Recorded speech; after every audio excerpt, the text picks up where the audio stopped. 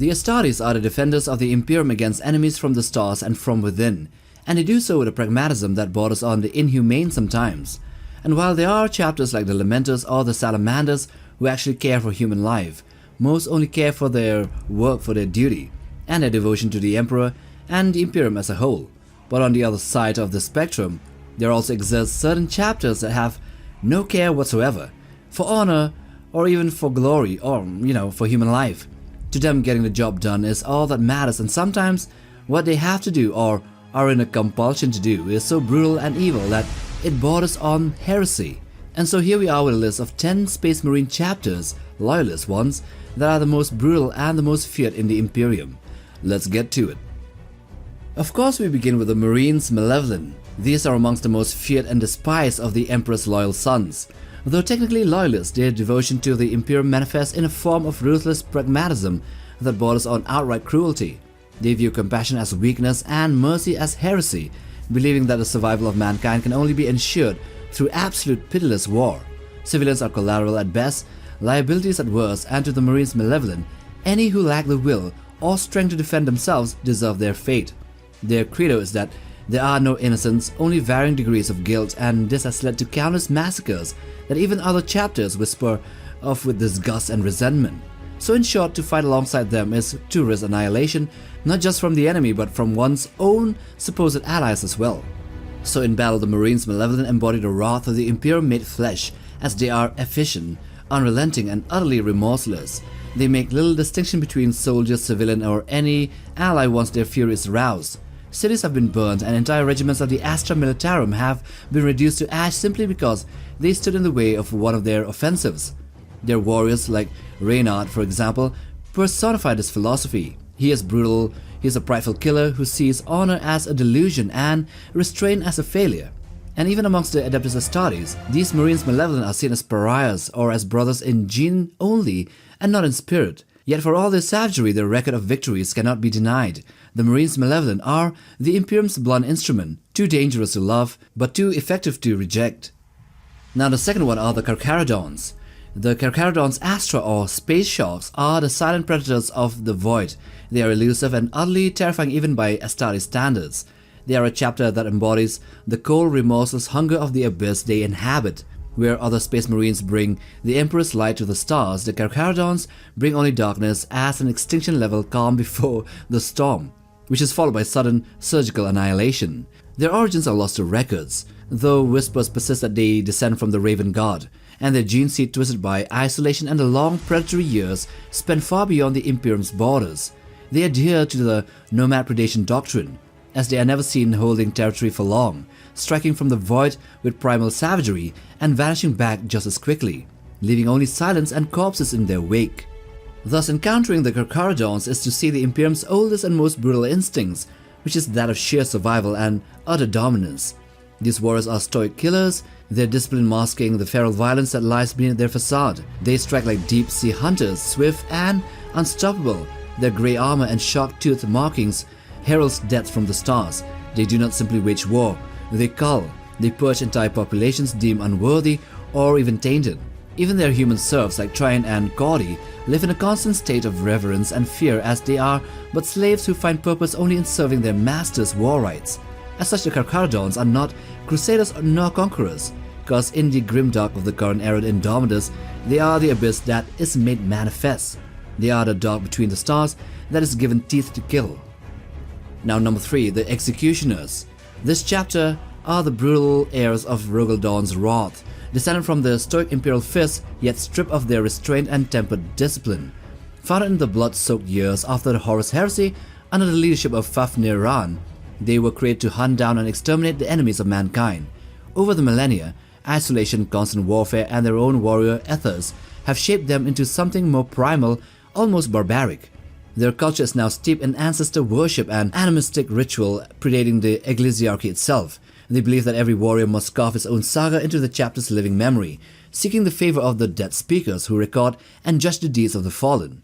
To prove their worth, the Executioners take trophies like skulls, weapons, and body parts of their enemies, presenting them after battle as tokens of their victories and devotion. They are head-hunting berserkers which are cloaked in iconographies of death, and their armor often adorned with talismans of bone and carved runes of remembrance.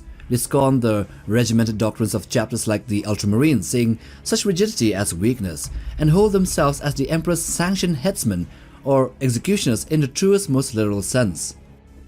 Number 4. The Minotaurs. These are amongst the most ruthlessly efficient and terrifyingly brutal of all Loyalist Space Marine chapters. They work seemingly as living weapons unleashed by the High Lords of Terror. Their brutality is not born of savagery nor bloodlust alone, but of cold, sanctioned purpose. When the Minotaurs go to war, they do so with the full authority of Terra's shattered halls and the High Lords, and they persecute their enemies, whether Xenos, heretic or fellow Astartes, with merciless precision and systemic cruelty. In combat, the Minotaurs exemplify the Emperor's wrath stripped of humanity. They fight like siege breakers and executioners combined, their tactics built on overwhelming force and unrelenting close-quarter slaughter. During the Battle of War, they became infamous for their boarding actions. These were brutal, methodical purges where corridors ran waist-deep with blood. Their 17-hour massacre of the Lamenters was a testament to their ethos, a victory so total it bordered on genocide, achieving a terrible cause but with absolute obedience to their orders. They have turned on fellow Space Marines as well without hesitation, like annihilating the Inceptor's chapters, seizing their relics and flagship as spoils of war, and even dared to insult the Ultramarines' primacy openly, as well as fighting the Custodians and Sisters of Silence during the Hexarchy crisis on Terra. They view mercy as weakness, pity as treason, and honor as a luxury for lesser warriors. Now, number 5, we have the Flesh Tearers. These are feared across the Imperium not merely for their ferocity in battle, but for the utter absence of restraint that defines them. Descended from the noble Blood Angels, they bear the same cursed gene seed, and in them the flaws are festered into monstrous extremes. The Red Thirst and Black Rage consume the Flesh Tearers at a terrifying rate, stripping away reason and replacing it with uncontrollable lust for slaughter. In battle, they are less like Astartes and more like murderous predators, driven by instinct and rage rather than discipline or strategy. Once the Flesh Tearers descend upon their enemies, their fury becomes indiscriminate. Friend and foe are torn apart alike in their berserker bloodlust.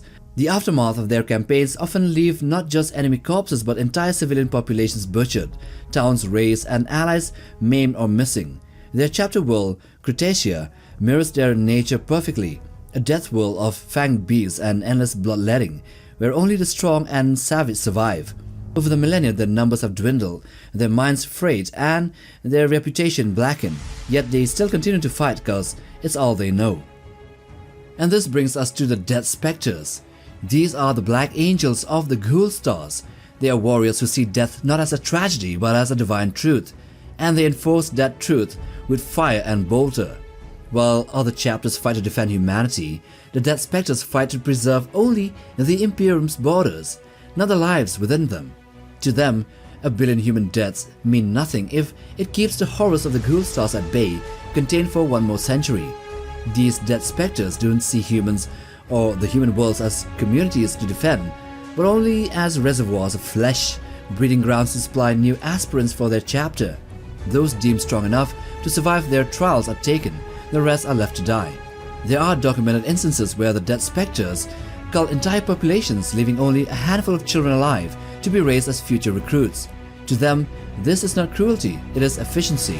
And to people there, they fear the Death Spectres as much as they fear the Xenos and the Heretics.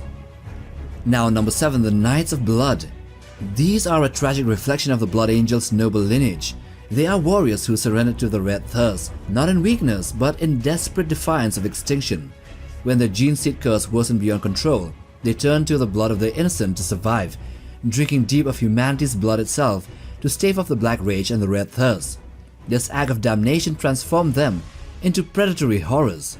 Their once beautiful forms twisted into red-skinned, yellow-eyed fanged fiends that resemble the cursed wretches which are imprisoned in Baal's Tower of Amarillo. On the battlefield, the Knights of Blood are berserker angels of death, their frenzied assaults leaving no distinction between enemies and allies. They descend in roaring storms of fire and of gore, tearing through foes with maddened fury and rending even their own brothers if the thirst takes them. Entire regiments of the Astra Militarum have vanished in the wake of their salvations, their bodies drained and broken amidst the corpses of heretics.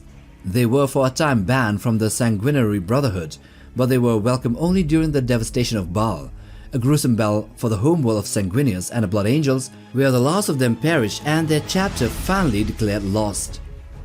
Number 8. The Red Talons. This is a chapter forged in hatred, sustained by vengeance, and defined by their utter contempt for weakness in all forms, especially flesh. And you know what that means? These are a successor chapter of the Iron Hands. To the Red Talons, mercy is heresy and forgiveness is a disease of the weak. Their brutality is legendary even amongst other Iron Hands descendants.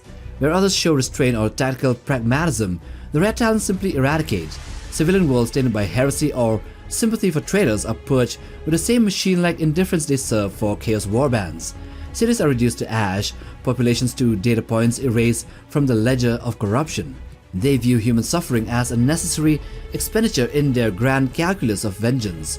On the battlefield, the Red Talons fight like living engines of extermination. Their augmented bodies are cold and unfeeling. Their tactics precise to the point of sadism. They advance through fire and ruin, their machine-enhanced limbs tearing through flesh and ceramite alike. And amongst their ranks, there is no concept of brotherhood, only instruments of the omniscience wrath. Each warrior is a weapon which is honed by hate, convinced that the galaxy can only be purified through destruction. Now on the other side of the spectrum we have the Angels Vermilion, which is a chapter steeped in blood, secrecy and self-inflicted damnation. What makes them truly brutal is not their skill at battle, which they are really skilled in, but their monstrous ritual that sustains them, the sorrowing. Every 50 years or so, and sometimes often under Chapter Master Kudalt Mor's reign, the Angels Vermilion conduct this unspeakable rite, the mass sacrifice and draining of entire populations. From Imperial citizens to battlefield survivors, their blood is harvested to feed the chapter's unending thirst. They bathe in this crimson flood, absorbing it through their armor's nutrient dispensers, and even spill the blood of one of their own sanguinary priests to complete the rite, which is kind of like a blasphemy that they endure as a necessary torment to stave off the red thirst and the black rage. And you know what that means? They are a successor chapter of the Blood Angels. When they descend upon a world, they do so as somber predators. Their strikes are clinical, efficient and drenched in ritualistic cruelty. And when they are done with the enemies of the Imperium, sadly the ones they save often fall to their bloodlust as well. To the Imperium at large, the Angels Vermilion are still technically loyal, yet behind every triumph lies a river of Imperial blood, which is spilled in secret. And here we end with the Grey Knights. To encounter a Grey Knight is to stand at the precipice of damnation, not because the warrior would strike you down for heresy, but because of your knowledge of his existence, which sadly is a crime against the Imperium's greatest secret. See, the Grey Knights are the Emperor's last and purest sons, warriors born of psychic might and genecraft, trained to battle the warp's darkest horrors. Yet the Inquisition, specifically the Order Malleus, enforces an iron law. No mortal may know of their existence and live. This secrecy is born not of arrogance, but of dire necessity. To know of the Grey Knight's existence is to know of chaos's reality, that demons walk among men, and that even the Imperium's strongest warriors must wield psychic power. Entire regiments of the Imperial Guard who fought alongside them, men, women who witnessed the silver-armored angels of death banish warp-born horrors, are systematically cleansed. The lucky ones are mind-wiped of their memories. The unlucky ones, however, are executed, sterilized or condemned to slow death in labor camps on distant forgotten worlds and turned to servitors. If entire cities or populations witness the demonic manifestations and the subsequent psychic warfare of the Grey Knights, they are subjected to exterminatus, annihilated from orbit by virus bombs or cyclonic torpedoes. The Third War for Armageddon remains one of the most infamous examples, which led to the Months of Shame and the war with the Space Wolves due to the Inquisition eradicating a large section of the people from Armageddon for their witnessing of chaos and the Grey Knights. So in short, even though the Grey Knights are not brutal by their nature, the need for their secrecy has led to the culling of civilian populations, extermination of Space Marine chapters, and even war with the first founding chapter. And so with that we come to the end of it. So I hope you enjoyed this video on the 10 most brutal loyalist Space Marine chapters. Do hit that like button for support, and also for the ones holding their phones in their hands, you know the drill by now. Press the hype option to push this content further. Also subscribe to be a part of Legion Notebook. Till the next time, take care, boys.